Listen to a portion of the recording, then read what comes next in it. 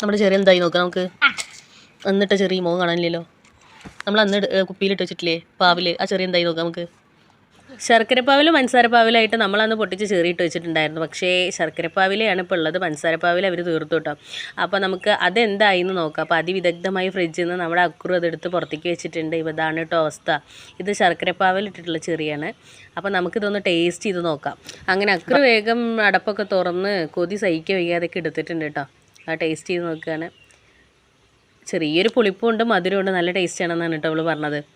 അങ്ങനെ ഞാനും ടേസ്റ്റ് ചെയ്ത് നോക്കി. എനിക്ക് ഭയങ്കര ഇഷ്ടമായി കേട്ടോ. അരിഷ്ടത്തിൻ്റെ അല്ലെങ്കിൽ ഒരു കഷായത്തിൻ്റെ ഒക്കെ ഒരു ഫ്ലേവറാണ് കേട്ടോ ഇതിൻ്റെ ആ ഒരു സ്മെല്ലൊക്കെ.